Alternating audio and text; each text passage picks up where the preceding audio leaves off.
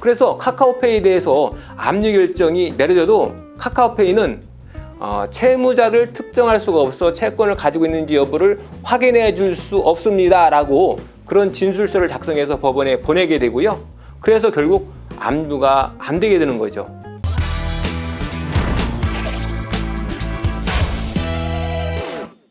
안녕하세요, 김신철 변호사입니다.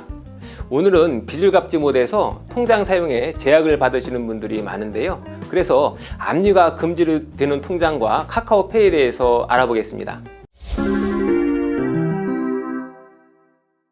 보통 빚을 갚지 못하면 채권자가 채무자의 통장에 채권 압류와 추진 명령을 집행하게 되죠. 그래서 채무자 입장에선 새로운 통장을 개설해도 채권자가 다시 새로 만든 통장에 압류를 할까봐 걱정을 많이 하게 되죠. 이런 이유 때문에 압류가 아예 불가능한 통장이 없는지 궁금해하시는 분이 많은데요. 그런 통장이 있기는 있습니다. 다만 조건이 있는데요. 예를 들면 기초생활수급자들이 사용하는 통장인 행복지킴이 통장이나 또 공무원연금이나 국민연금을 수령할 때 1인 1통장을 개설하게 되는 공무원연금 평생안심통장과 국민연금 안심통장 이런 것들이 있고요. 또 실업급여를 지켜주는 실업급여 지킴이 통장 이런 것도 있습니다. 이런 통장의 공통점은 기초생계지원금이나 연금, 실업급여처럼 사회보장 차원에서 법적으로 수급권자의 예금을 보장해 준다는 건데요. 이런 통장은 만들고 싶다고 해서 아무나 만들 수 있는 것도 아니고요. 기초생계비나 연금 또는 실업급여와 같은 수급권이 있는 수급권자에 한해서 만들어줍니다. 그래서 이 통장은 딱 이 목적으로만 돈을 입금받을 수 있고요. 그 외의 용도로는 입금을 받지 못하는 거죠. 예를 들어 행복지킴이 통장은 기초생활수급자에게 지급되는 수급금만 입금이 가능하다는 거죠. 그래서 채무자가 기초생활수급비를 지급받은 통장에 자기가 가지고 있는 돈을 자유롭게 넣었다 뺐다는 할 수 없다는 거죠. 마찬가지로 이 공무원연금이나 국민연금을 수령하는 분들의 경우에도 연금을 제외한 나머지 입금을 자유롭게 할 수가 없다는 겁니다. 오직 채무자가 자신의 연금을 수령하는 목적으로만 안심통장을 사용할 수 있다는 건데요.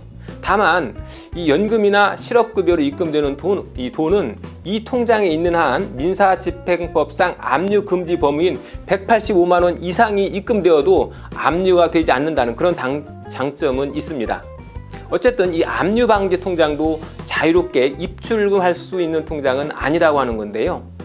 채무를 해결하지 못한 상황에서 지정된 입금처 외에 자유롭게 입금받을 수 있는 압류금지 통장은 아직까지 존재하지 않습니다. 그래도 비교적 안전하다고 여겨지는 통장들이 있기는 한데요. 새마을금고나 신협의 경우가 그렇습니다. 새마을금고나 신협은 각각 별개의 법인으로 되어 있기 때문에 압류로부터 비교적 안전할 수 있는데요. 물론 이 새마을금고나 신협 통장이라고 해서 압류가 절대 들어오지 않는다 하는 것은 아니고요.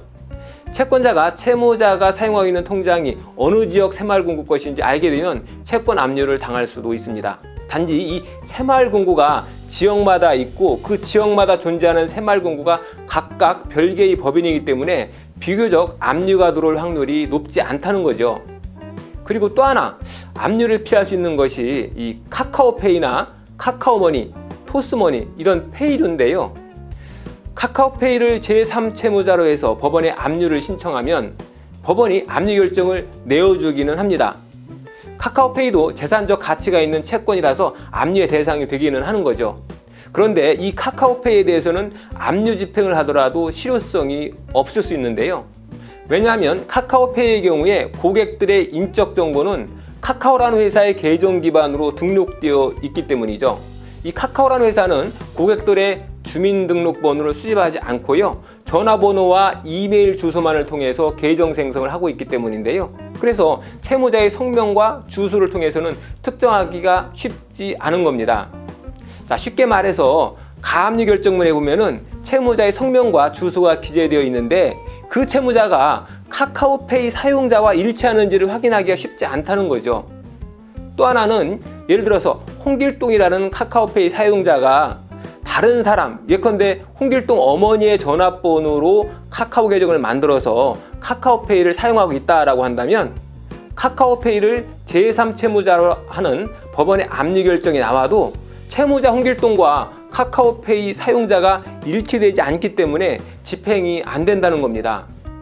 그래서 이론상으로는 법원의 압류 결정이 가능하다라고 해도 제3채무자인 카카오페이는 카카오페이 사용자의 주민등록번호나 주소같이 그런 정보가 없어서 현실적으로는 압류 집행이 불가능하다는 거죠.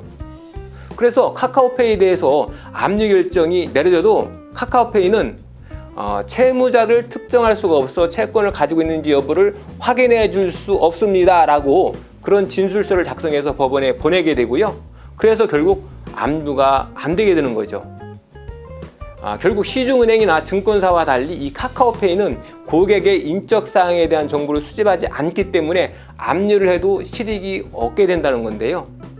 다만 최근에 법률이 개정되면서 카카오페이의 개인정보 처리 방침 역시 개정이 되었는데요. 개정된 카카오페이의 개인정보 처리 방침을 보면은 카카오페이는 전체 고객을 대상으로는 영문명이라든지 이메일 주소 이런 것만 수집하고요. 특별한 경우 외에는 이름이나 생년월일, 주민등록번호 이런 것을 수집하지 않도록 되어 있습니다. 다만 고위험 거래 대상자의 경우에는 주민등록번호와 이름, 생년월일까지 수집할 수 있다라고 개정이 되어 있습니다. 그래서 이 법률과 개정된 카카오페이의 개인정보 처리 방침에 따르면 채무자의 정보가 특정될 수가 있어서 압류를 집행할 수도 있게 된다는 거죠. 결국 이 카카오페이 역시 압류로부터 완전히 자유롭다고는 할 수 없게 된 거죠. 빚 때문에 걱정이 되신다면 임시 방편적으로 통장이나 페이를 사용하시는 것보다 근본적으로 채무를 해결하는 것이 좋을 것 같습니다.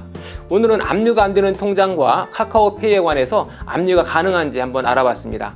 김신철 변호사였습니다. 감사합니다.